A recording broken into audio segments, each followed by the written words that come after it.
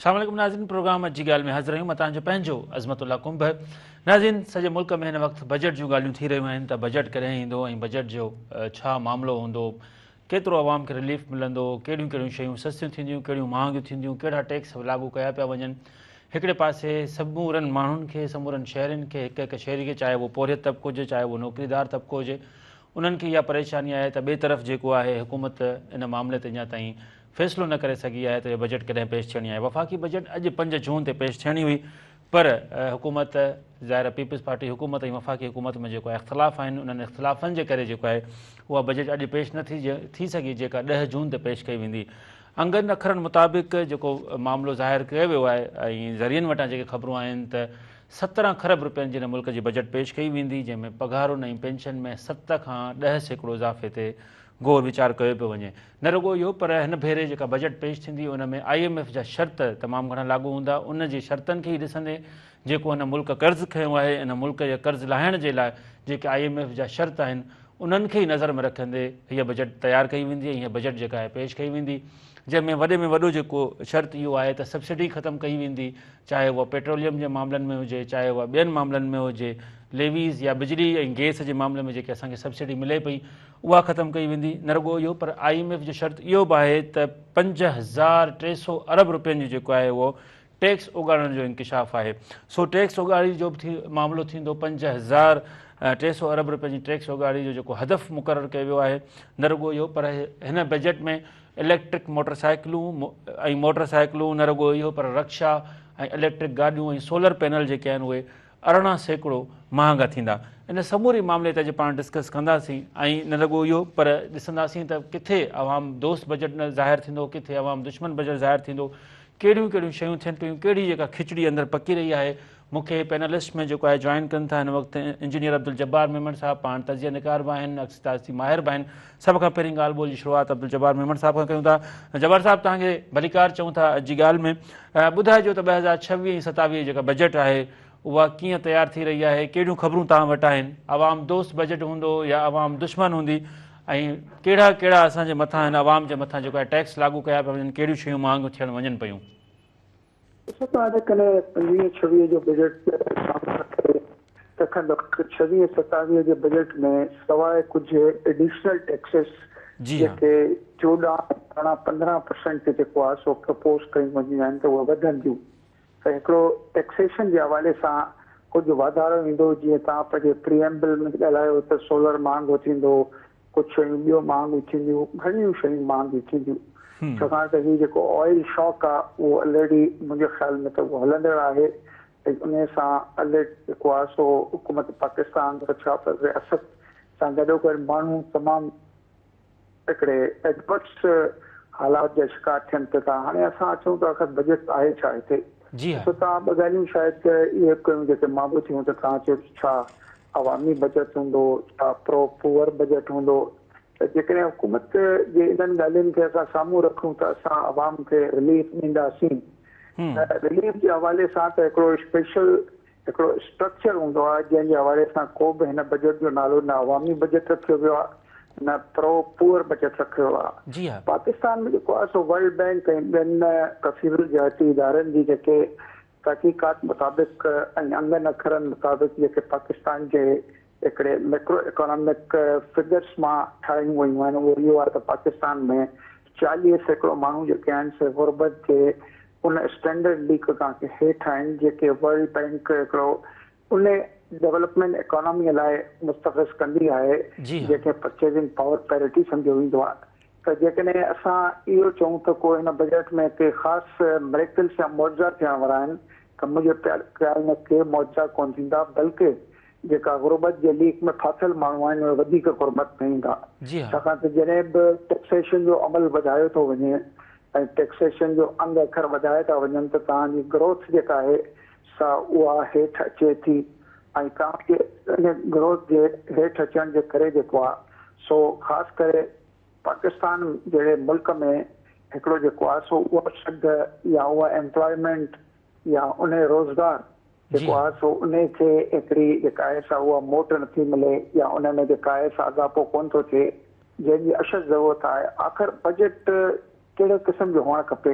जी हाँ। ॾिसो न, बजट कुझु अहिड़े क़िस्म जो हुअणु खपे त उहे माण्हू जेके पाकिस्तान में जेके 50% माण्हू जेके आहिनि से उन्हनि जी जेका इनकम आहे, जेका घर में आयल वसाइल आहिनि, उन्हनि सां हू हिकिड़ो पुरसकून ज़िंदगी गुज़ारे सघे। ऐं हुकूमत जेको आहे सो इन बजट मां उनखे सुकून ॾियण लाइ, मां लफ़्ज़ पियो इस्तेमालु कयां कंफर्ट खे, माना सुकून ॾियण लाइ उनजे लाइ हेल्थ फैसिलिटीज़, उनजे लाइ एजुकेशन फैसिलिटीज़, उनजे लाइ ट्रांसपोर्ट फैसिलिटीज़, उनजे लाइ जेको आहे सो ॿियूं उहे शयूं जिन खे अक्सर तव्हां ॿुधंदा हूंदव त असां 10 लख घर पिया ठाहियूं, 20 लख घर पिया ठाहियूं, कुझु न कुझु हलचल त आहे, पर उहो बि उन हिकिड़े तक़ाज़ा जो हिसो आहे।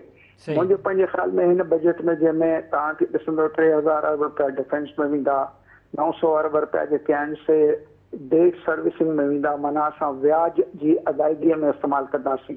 जी हाँ। ऐं उन खां पोइ असां वटि जेके टे जेके शयूं आहिनि जिते मां चवंदो आहियां त कुझु हिकिड़ो असरु पवंदो आहे आम माण्हू जी ज़िंदगीअ ते, उनखे पब्लिक सेक्टर डेवलपमेंट प्रोग्राम चयो वेंदो आहे। पब्लिक सेक्टर डेवलपमेंट प्रोग्राम में जेको 1000-1200 अरब रुपया आहिनि उहो आहिस्ते आहिस्ते हेठि था अचनि। ऐं अहिड़ी तरह सूबनि बि जेको आहे सो उन हवाले सां का एॾी सुठी परफॉर्मेंस न ॾेखारी आहे जो सभु तक़रीबन तव्हां ॾिसंदव त जेके मुस्तनिद इदारा आहिनि उहे उन्हनि खे जेको आहे सो क्रिटिसाइज़ पिया था कनि। हाणे थोरी देरि लाइ जेकॾहिं असां बजट जो हिकिड़ो हाल अहवाल वठूं त बजट जो हाल अहवाल तव्हांखे रोज़ाना अख़बारुनि में नज़र ईंदो, जिते अधु सुफ़े ते हर सेक्टर हिकिड़ी एडवर्टाइज़मेंट थो ॾे। मुंहिंजो सेक्टर न वेठो हले, चांहि वारा पंहिंजी सदा खयों बीठा आहिनि, सीमेंट वारा पंहिंजी सदा था खणनि, गाॾियुनि वारा पंहिंजी सदा खयों बीठा आहिनि, सोलर पैनल एसोसिएशन पंहिंजी सदा खयों बीठी आहे, वनस्पति घी मैन्युफैक्चरिंग पंहिंजी सदा खयों बीठा आहिनि। त इन मां इहो ज़ाहिर थो थिए त इहे जेके ग्रुप्स आहिनि मेजर मैन्युफैक्चरिंग सेक्टर्स, उन्हनि सां का कंसल्टेशन जे हवाले सां का अहिड़ी आउटकम न आहे जो उहे मुतमइन हुजनि ऐं उन हद तां मुतमइन हुजनि जो लखा रुपया ख़र्च करे रोज़ाना अख़बारुनि में एडवर्टाइज़मेंटूं न ॾियारनि। माना बजट जी जेका करेक्शन आहे जेके इहे मैन्युफैक्चरिंग यूनिट्स चाहिनि था, उहा थ्रू एडवर्टाइज़मेंट जे लॻे थो त आख़िर में वञी मुनासिर थिए वेठी, शायदि ॻाल्हियुनि ॿोलियुनि जे ज़रिए न थियो आहे। हाणे वरी वापसि अचूं त हुकूमत जेका आहे सा उहा बि हर ॻाल्हि जेका आहे सा IMF ते हणी थी छॾे। जेकॾहिं हुकूमत जेको आहे सा पंहिंजे पार्लियामेंटेरियन जूं पघारूं वधाए थी, जजनि जूं पघारूं वधाए थी, या हुकूमत जेका आहे सा स्पीकर्स जूं पघारूं वधाए थी, जजनि जूं पघारूं वधाए थी, त उते हुकूमत जेको आहे सो IMF खां इजाज़त वठण जी ज़रूरत नथी महसूस करे। मगर जिते सैलरीड क्लास जेको आहे सो ऑलरेडी 600 अरब रुपया जेके उन पैसे खां वधीक आहिनि जेको तव्हां रिटेल, होलसेलिंग ऐं रियल सेक्टर मां था वठो, तव्हां रियल सेक्टर मां पैसनि वठण जे बजाए जेको आहे सो उहो अंग अखर जेको सैलरी क्लास जो घटि थो थिए उते तव्हां चओ था त IMF सां असां ॻाल्हायूं पिया था। त मुंहिंजे पंहिंजे ख़्याल में हुकूमत बि जेका आहे सा मजबूर इन रीज़न सां आहे जो जेको मॉडल आहे असांजो बजट मैचिंग जो मॉडल, उहो मॉडल जेको आहे सो कंहिं तरीक़े सां करेक्ट न पियो थिए। हाणे मां कंहिं थोरी देरि लाइ जेकॾहिं इहा ॻाल्हि ॿुधाइण बि ज़रूरी थो सम्झां त पाकिस्तान में हिन वक़्तु ताईं 63 अरब डॉलरनि जूं वापराइण वारे शयूं असां घुराए चुका आहियूं। असां जेका एक्सपोर्ट आहे पंहिंजी उहा 27 अरबनि खे क्रॉस न पिया था कयूं। त तव्हां अंदाज़ो लॻायो त इहो जेको ट्रेड डेफिसिट आहे इन में एॾो वॾो जो फ़र्क़ु अची वियो आहे, इहो फ़र्क़ु आख़िर किथां असां पूरो कंदासीं? त हुकूमत ख़ुदि इन कॉम्प्लेक्स मॉडल में फाथल आहे। हुकूमत जे पासे जेको आहे सो कमाई ऐं एक्सपेंडिचर जेको आहे उनजे विच में जेको एॾो वॾो फ़र्क़ु आहे, उन फ़र्क़ खे घटि करण जे बजाए वधीक कर्ज़नि ते इन्हिसारी पई थिए। कुझु अहिड़े तरीक़े सां इहो मॉडल थो हले त कर्ज़ वठो ऐं पुराणनि कर्ज़नि जूं जेके व्याज जूं रक़मूं आहिनि उहे जेके आहिनि से वापसि कयो। त मुंहिंजे पंहिंजे ख़्याल में इन ते तव्हां हिकिड़ो क्लीन ऐं सुठो मॉडल नथा चई सघो। ऐं उन खां अलावा जेकी जहत आहे जंहिंमें ग्रोथ जी जहत आहे त पाकिस्तान में जॾहिं इहो ॿुधायो थो वञे त 2.5 तव्हांजी पॉपुलेशन ग्रोथ आहे ऐं तव्हांजी मुस्तनिद इकोनॉमिस्ट ग्रुप्स जिन रिपोर्टूं ॾिनियूं आहिनि त वॾी मुश्किल सां पाकिस्तान 3.5 जेको आहे सो ग्रोथ करे सघे थो। मुंहिंजे पंहिंजे ख़्याल में 3.5% growth for the population of 250 million 25 crore ऐं नौकरियुनि जी जेका हिकिड़ी घुर्ज आहे जेका तव्हांजी पाकिस्तान इकोनॉमिक सर्वे जूं ॻाल्हियूं था कयूं, ॿाहिरि नथा कयूं, त तव्हांखे 30 लख मुलाज़मतूं खपनि साल में। उहे 2 लख मुलाज़मतूं हिन ग्रोथ रेट ते हासिल नथियूं थी सघनि ऐं आईंदा जेको आहे सो असांजे सभिनी इंडिकेटर्स ते तमामु घणो जेको आहे सो असरु पवंदो ऐं साढा 17 अरब असां वटि डॉलरनि जा रिज़र्व में 10 अरब त सिर्फ़ु चाइना ऐं सऊदी अरेबिया आहिनि जेके हिफ़ाज़त लाइ रखिया विया आहिनि त जीअं असां इंटरनेशनली ट्रेड करण जे क़ाबिलियत ऐं सलाहियत रखूं त मुंहिंजे पंहिंजे ख़्याल में ही मॉडल जेको आहे सो ॾाढो कॉम्प्लेक्स मॉडल आहे तमामु मां त हिकिड़ो न चवंदुसि ऑप्टिमिस्टिक आहियां पर इन बारे में काफ़ी पेसिमिस्टिक आहियां त के सूरत हाल तमामु घणी सुठी फ्यूचर में नज़र कोन थी अचे जंहिंखे असां चवंदासीं 26-27। सही। अच्छा जबर मेमन साहब ज़ाहिर आहे जेको हिकिड़े पासे आलमी मामिलो आहे आलमी सतह ते हिकिड़ो माण्हू इंतिशार में आहे मुल्क पंहिंजे इंतिशार में आहिनि ॿिए पासे पाकिस्तान ईरान वरी अमरीका पोइ अफ़गानिस्तान ही जेके मामला आहिनि उहे आहिनि त तव्हां सम्झो था त हिते बि बजट ते असरु पवंदो? ॾिसो खुले आम इहा ॻाल्हि साम्हूं इहा ॻाल्हि मां नथो चाहियां हाणे वज़ीर ख़ज़ाना या ज़बानी सुयो त अफ़गानिस्तान जे करे जेको आहे असां ते प्रेशर पियो थो अचे असां $1 बिलियन जी एक्सपोर्ट लूज़ कई आहे तव्हांजी जेके CIS कंट्रीज़ आहिनि अफ़गानिस्तान जे थ्रू अॻिते वञनि थियूं उते जेको आहे वापारु उन में जेको आहे फ़र्क़ु आयो आहे तुर्कीअ वारे पासे जेके ॿियनि पासनि खां वञनि पियूं उहे पिणु ईरान वार जे करे घटिताई थी आहे त पाकिस्तान त ऑलरेडी जेको आहे सो हिकिड़ो घाटे में रहे पियो थो इन सॼे सूरत हाल में एक्सपोर्ट उन जी मुतासिर त थी थिए ऐं इंटरनेशनल मार्केट्स में जेको आहे सो हिकिड़े ऑयल प्राइज़िस जे करे कमोडिटी प्राइज़िस में बि वॾो इज़ाफ़ो आयो आहे। जी सही बिल्कुलु। अच्छा हिकिड़े पासे IMF जा शर्त आहिनि ॿिए पासे तरक़ियाती बजट ते बि ॻाल्हि ॿोल हले पई त तरक़ियाती बजट जेको आहे सूबनि पंहिंजी लैप्स करे छॾी आहे हाणे जेका तरक़ियाती बजट आहे उन में वधीक पैसा न रखिया वेंदा उहे पैसा अॻूणा ई जेके हूंदा उन्हनि तरक़ियाती बजट ते हलाया वेंदा ईअं मामिलो बि आहे?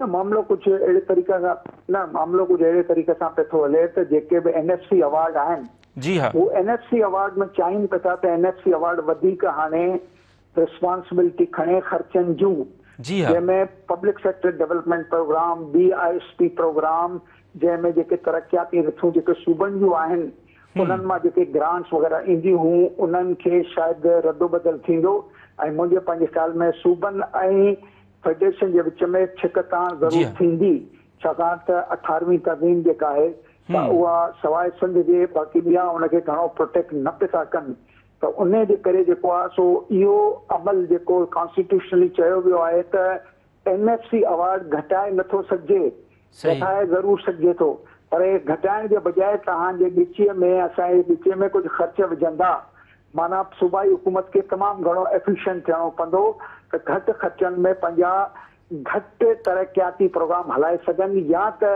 सूबनि खे पंहिंजा जेके आहिनि से वसाइल पैदा करणा पवंदा ख़ासि करके सिंध खे जेको आहे सो इहा जेका लेवी आहे पेट्रोलियम इनखे GST में कन्वर्ट कराइणो पवंदो त जीअं इंडिविजुअल पूल मां असांखे कुझु पैसा मिलनि तमामु घणियूं ॻाल्हियूं आहिनि जंहिंमें पॉलिटिकल विल खे इंडिपेंडेंस ॾिसण जी ज़रूरत आहे जेका नज़र कोन पई थी अचे।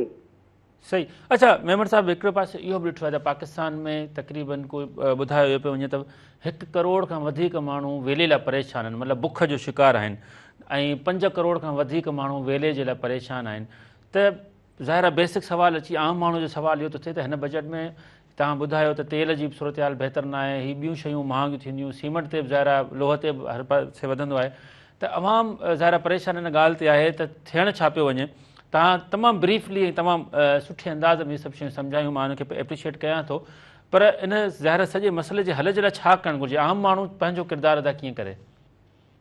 ॾिसो ॻाल्हि दरअसल इहा आहे जो आम माण्हू जो किरदारु हूंदो आहे त उनखे कहिड़े क़िस्म जी हुकूमत खे मुंतख़ब करणु खपे हुकूमतूं जेके हूंदियूं आहिनि उन्हनि जी ज़िमेदारी हूंदी आहे त उहे माण्हुनि जे अंग्रेज़ी में चइबो आहे they must do in the well being of the people जेकॾहिं उहे माण्हुनि जे फलाह ऐं बहबूद ऐं उन्हनि जी जेको आहे सो गुरबत जी लिक मां ॿाहिरि कढणु ऐं उन्हनि जे लाइ एम्प्लॉयमेंट जनरेट नथी करे सघे ऐं इन्फ्लेशन खे कंट्रोल नथी करे ऐं उन्हनि जे लाइ इक़्तिसादी इम्कानातनि जे लाइ हिकिड़ो व्याज फ्री वॾियूं रक़मूं नथी ॾेई सघे इंफ्रास्ट्रक्चर डेवलपमेंट एतिरो मज़बूत नथी करे सघे जंहिंजी ज़रूरत हूंदी आहे जेके चइजे त बाबा सिधो 100 फार्म टू दी मार्केट जेकॾहिं इहे नथी करे सघे त इहो माण्हुनि जी पंहिंजी जेका आहे सा उन्हनि खे छा करणु खपे त मुंहिंजे पंहिंजे ख़्याल में इहो माण्हुनि जे हथ में वॾी सघ आहे, उहा सघ आहे वोट जी, उन ताक़त जी, जंहिंजे ज़रिए इहे ई माण्हू आहिनि, असां आहियूं, तव्हां आहियो,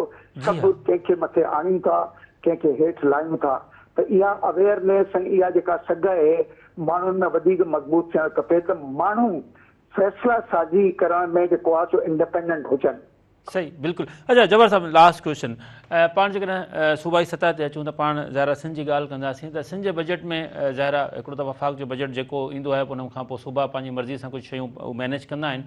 तव्हां सम्झो था त सिंध हिन वक़्तु उन सूरत हाल में आहे जो आवाम खे ज़ाहिर रिलीफ ॾेई सघे, जेके शयूं मिसाल मथां खां महांगियूं थियनि थियूं या टैक्स वधनि था, त सूबो पंहिंजे बिहाफ ते जेको आहे आवाम दोस्त जे लाइ या आवाम जी ख़िदमत जे लाइ कुझु शयूं पंहिंजे कुल्हे ते खणी सघे, के ॿार पंहिंजे कुल्हे ते खणे। सिंध सूबे में एतिरी तव्हां ताक़त ॾिसो पिया, उन्हनि जे कमज़ोर कुल्हनि ते अहिड़ियूं शयूं ॾिसो पिया?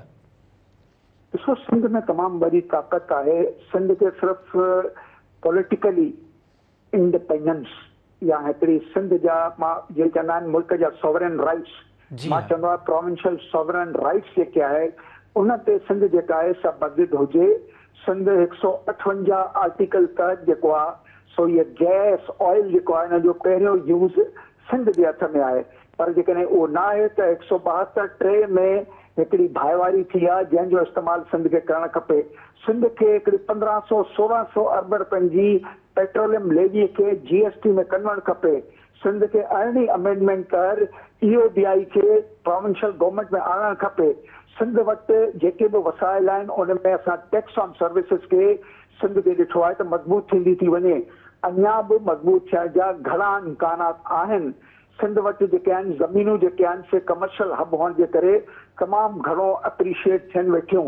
मुंहिंजो ख़्यालु आहे असांजी हुकूमत जेका आहे सा जेकॾहिं हिकिड़ी एफिशिएंट गवर्नेंस में अची वञे त जिते 1000 अरबनि जे बारे में इहो चयो वेंदो आहे त 400 अरब रुपया गुम थी विया, इहे 400 जो बजाए जेकॾहिं 100 अरब रुपया गुम थियनि त तव्हांजो फ़ासिलो छा थींदो? तव्हांजो 700 खां 900 ते वञी पहुचंदो। मुंहिंजे ख़्याल में असांखे एफिशिएंट थियण जी ज़रूरत आहे, अकाउंटेबल थियण जी ज़रूरत आहे, माण्हुनि जे लाइ कमु करण जी असां वटि तमामु घणी गुंजाइश आहे ऐं तमामु घणा वसाइल आहिनि। Thank you so much sir, highly grateful Jabbar Memon साहब। नाज़रीन नंढो ब्रेक आहे, ब्रेक खां पोइ जल्दी वापसि अचूं, ॾिसंदा रहो अॼु जी ॻाल्हि। नाज़रीन अॼु जी ॻाल्हि में हिकु भेरो ॿीहर भलीकार ऐं बजट जे मामलनि ते पाण ॻाल्हायोसीं पिए। हिन वक़्तु असांखे जॉइन किया हुआ है चैम्बर ऑफ कॉमर्स हैदराबाद के अगवान ज़ियाउद्दीन साहब। ज़ियाउद्दीन साहब बहुत शुक्रिया, आपने हमें ज्वाइन किया। ज़ियाउद्दीन साहब, बजट की बातचीत चल रही है कि मुख्तलिफ टैक्सेस बढ़ाए जाएंगे, सब्सिडीज़ ख़त्म की जाएंगी। एक व्यापारी एसोसिएशन के रहनुमा की हैसियत से किस तरीके का बजट आना चाहिए, आवाम कहाँ पे पिस रहा है और ये जो बिज़नेस मैन जो तबका है उसको अब क्या फ़ायदा हो रहा है? जो आप ज़ाहिर इतने सारे उन्होंने इन्वेस्टमेंट की हुई है फिर भी आवाज़ यही आती है कि हमें कोई फ़ायदा नहीं है, फिर हुकूमत के टैक्सेस, उसकी पाबंदियाँ। बजट 2026 और 27 से आपकी क्या उम्मीदें हैं? आपकी आवाज़ नहीं आ रही मुझे क्लियर, लेकिन जहाँ तक मैं समझ रहा हूँ अगर कहें तो मैं आपको जवाब दे देता हूँ। मेरी आवाज़ अगर आपको आ रही है? जी हाँ। देखिए, साल की तरह इस साल भी खदशात है अभी तक कि बजट जो आएगा उसमें नए टैक्स लगाए जाएंगे, लेकिन सूरत हाल ये है कि अगर हुकूमत को नए टैक्स लगाने की बजाय जो ऑलरेडी टैक्सेस वसूल कर रही है उसकी मैनेजमेंट अगर कर ले तो हमें नए टैक्सेस की जरूरत नहीं है। जब नए टैक्सेस आप लगाते हो तो लोग टैक्स नेट से भागते हैं, टैक्स नेट पे नहीं आएंगे। अगर आपके पास जो ऑलरेडी टैक्सेस हैं, जो टारगेट आप अचीव नहीं कर पा रहे हो, ऐसी सूरत में नए टैक्सेस लगाना मेरे ख्याल है मजीद परेशानी की बाइस बनेगी। इन्फ्लेशन बढ़ेगा, महंगाई बढ़ेगी, आम आदमी का कारोबार खराब होगा, आम आदमी मुतासिर होगा, गुर्बत बढ़ेगी। इससे बेहतर ये है कि उसी टैक्स को मैनेज करके नए विंडोज खोले जाए, नए कारोबारी वसाइल पैदा की जाए, एक्सपोर्ट बढ़ाई जाए, एक्सपोर्ट पर रिबेट दिया जाए, लोगों को सहूलत दी जाए, जो पूरी दुनिया कर रही है और दुनिया भर से फायदा उठा रही। लेकिन हमारे पास अफसोस ये है कि कारोबार, आम आदमी की बेहतरी की बजाय सिर्फ सियासत पे काम होता है, सिर्फ सियासत की जाती है। पूरा मुल्क, मैं बड़े अफसोस के साथ ही बात कह रहा हूँ कि हम एक ताजी बरादरी से मेरा ताल्लुक है, बिजनेसमैन, हम सोचते हैं पाकिस्तान के लिए, पाकिस्तानी अवाम के लिए, लेकिन जो हमारे सियासतदान है, जो रहबर है, वो बिल्कुल अब आप देखें पूरे पाकिस्तान की मशीनरी, तमाम सियासी जमातें 1, 2, 4, 6 सीट कश्मीर, गलती बल्तिस्तान में लगी हुई है। आम आदमी की तरह मुतासिर है। हैदराबाद शहर में 3-3 दिन पीने का पानी नहीं, मेरी सनतें बंद हो गई है। एक वाइड इंडस्ट्रियल एरिया था, 1250 एकड़ पर, उसमें 450 इंडस्ट्री, इस वक्त सिर्फ 100-125 फूट पे काम कर, सारी बंद हुई। मकसद ये है कि अगर हुकूमत करना चाहती है, बेहतर करना चाहती है, तो अपनी तरफ से बेहतरी लाए। आम आदमी, आम बिजनेसमैन उसको बेहतर करने के लिए तैयार है, अपना किरदार अदा करने के लिए तैयार है। हुकूमत को इसमें मैनेजमेंट बेहतर करने की जरूरत है, टैक्सेस वसूल करने में, न कि नए टैक्स लगा के पैसे बढ़ाए।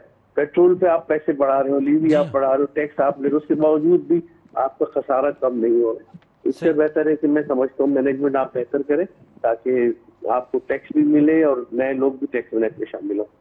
सही। अच्छा ज़ियाद साहब, ज़ाहिर कारोबारी तबका एक तरफ पिसता जाता है इसी टैक्सेस की वजह से।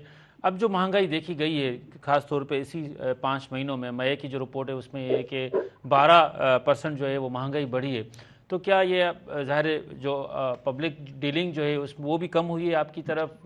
एक तरफ टैक्सेस, उसके बाद बिलिंग, दूसरी तरफ वो ज़ाहिर ख़रीदारी नहीं होना, तो व्यापारी जो कारोबारी तबका है वो इस वक्त क्या सोच रहा है और क्या उम्मीदें लगा के बैठा है? कारोबारी सिर्फ अल्लाह ताला से उम्मीद लगा के बैठे, बाकी आम हुकूमत से तो कोई तवक्को नहीं। आप देखिए इस वक्त आम की फसल हमारी बुरी तरह मुतासिर हुई है, ईरान अफगानिस्तान के रास्ते बंद हुए हैं, दुबई की हमारी एक्सपोर्ट बहुत कम हो गई है, और कई मुल्कों में बुरी तरह कई करोड़ रुपए का नुकसान हुआ है आम का लोगों में। लेकिन हुकूमत की तरफ से कोई सब्सिडी नहीं है, 750 अरब रुपए वहां लगा दिए, फलां लगा दिए, लेकिन बेहतरी की तरफ हालात नहीं है। मैंने इस टैक्स नेट को मैनेज नहीं करोगे, जी हाँ बिल्कुल, इन्फ्लेशन बोलेगा, आम आदमी मुतासिर होगा।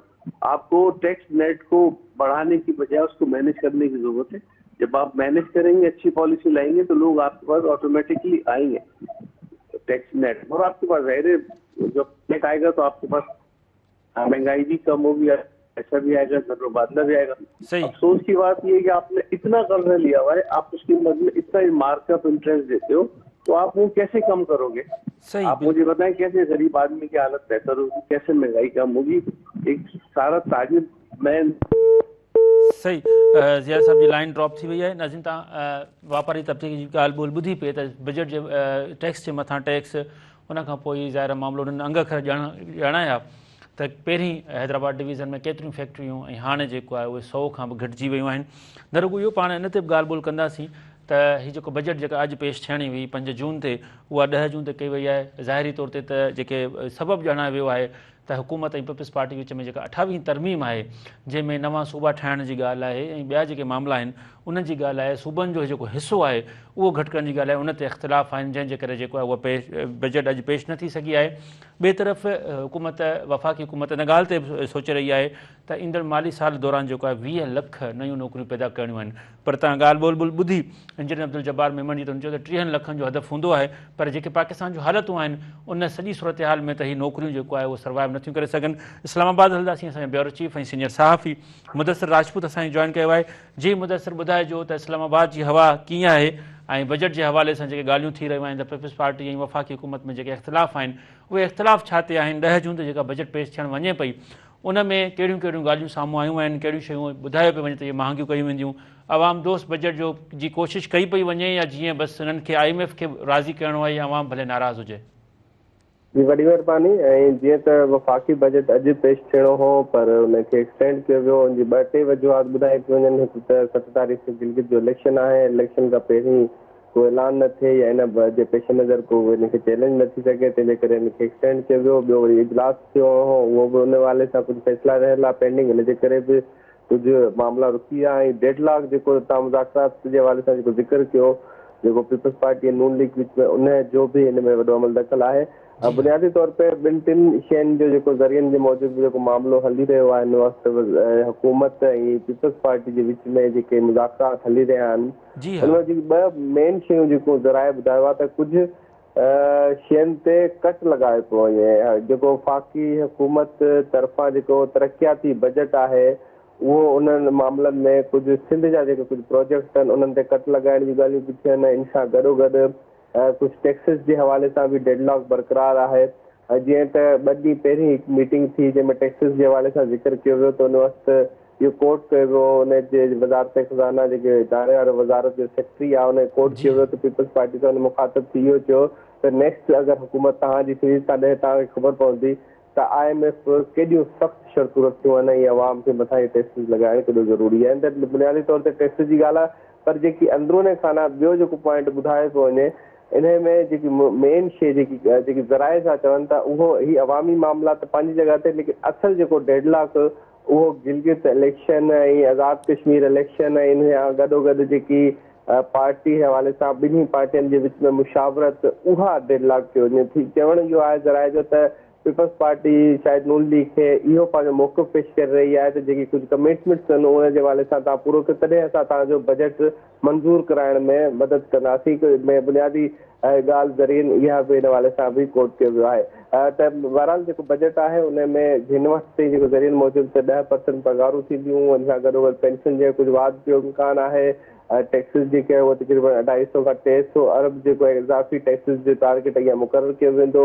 टारगेट हिन दफ़े जेको FBR जो उहो पूरो न थी सघियो आहे, उन जो बि हवाले सां बि ख़दशा आहे, छाकाणि त कैलकुलेशन जेके अंग अखर आहिनि उहे प्रॉपर तरीक़े सां या गॾु कोन थिया, टारगेट पूरा न थिया। उन खां पहिरीं मजबूरी ई चयो त बजट पेश बि करिणो हो, पर उन खां पहिरीं इन जे करे कुझु रंडकूं आहिनि। हिन वक़्तु जेको बुनियादी जेको बोझ जेको पवंदो उहो कुझु अहम मामलनि ते पवंदो, ख़ासि तौर ते जेको बकौल हुकूमत जो त उहो IMF जी शर्त आहे, पर बज़ाहिर हुन सां IMF जो को तालुक़ु नज़र नथो अचे। जेको चवणो आहे त इलेक्ट्रिसिटी जे हवाले सां, सोलर जे हवाले सां, मोटर गाॾियुनि जे हवाले सां, इन सां गॾोगॾु जेके सैलरी जेको तबिको आहे उन मथां हिकु इज़ाफ़ी टैक्स लॻाइण जी ॻाल्हि कई पई वञे। त कुझु इहे मामला हली रहिया आहिनि ऐं हिन वक़्तु उमेद कई पई वञे जेकी ताजिर बिरादरी आहे उनजी वज़ीर आज़म सां मुलाक़ात थी।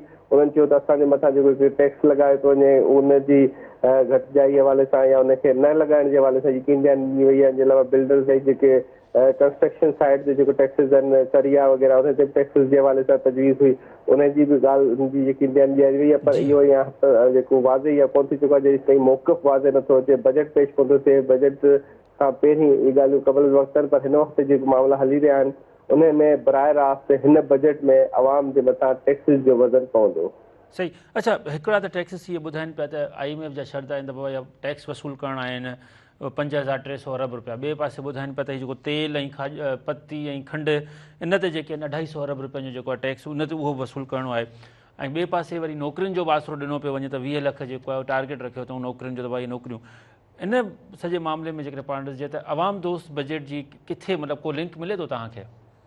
बराह रास्त नौकरियुनि वारी ॻाल्हि त उहो त हिकु लॉलीपॉप ई नज़र थो अचे जी बिग जर्नलिस्ट जेको पॉइंट आउट कयूं, छाकाणि त नौकरियूं तॾहिं मिलंदियूं जॾहिं सीटूं उन्हनि ते अवेलेबिलिटी हूंदी। सीटूं त हिननि डिमोलिश करे छॾियूं आहिनि वफ़ाक़ी हुकूमत। मोस्टली जेकी सीटूं आहिनि 30% रिसेंटली डिमोलिश कयूं, जेकी वीकेंड पोस्टूं ख़ाली हुयूं उन खां पहिरीं 20% ॿियूं कयूं। इन खां पोइ 5 इदारनि में पॉलिसी मुतारिफ़ कई अथनि जंहिंमें रिटायरमेंट पॉलिसी आहे, हुनमें रिटायरमेंट न आहे, हुनमें कुझु मख़सूस फंड आहे। त नौकरियुनि जो त हिकु लॉलीपॉप ई नज़र थो अचे, उनजो को बराह रास्त तालुक़ु न आहे। बाक़ी रही टैक्स जी ॻाल्हि त पेट्रोलियम लेवी जे मथां जेको तक़रीबन 1600 अरब जेको आहे टैक्स वसूल करण जो टारगेट हो, हाणे हुनखे वधाए 1700 अरब 200 अरब या ॿिया वाद कई वेंदी। इन जे अलावा जीअं तव्हां खंड जी हवाले ॻाल्हि कई, खाधे पीते जी शयुनि जे मथां टैक्स जी ॻाल्हि कई, उनजो बि टारगेट लॻायो वियो आहे। कोशिशि इहा पिया कनि त सोलर जी मद में, खाधे पीते जी शयुनि जी मद में, सैलरी तबिके जे जेके तनख़्वाहनि जी टैक्स जी मद में घटि में घटि 800 खां 900 अरब जो टैक्स टारगेट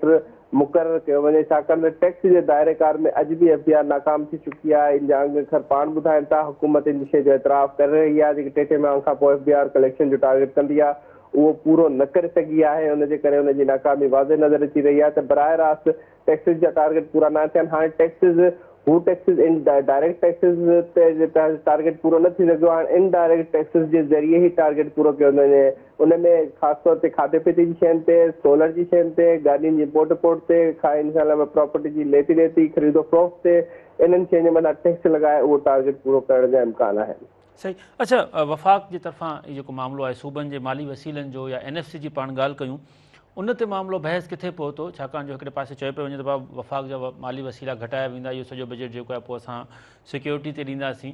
त इन ते ॻाल्हि ॿोल को हतमी फ़ैसिलो थियो आहे या उहो उन ॻाल्हि ते अञा इख़्तिलाफ़ बरक़रार आहिनि पीपल्स पार्टी ऐं नून लीग जे विच में?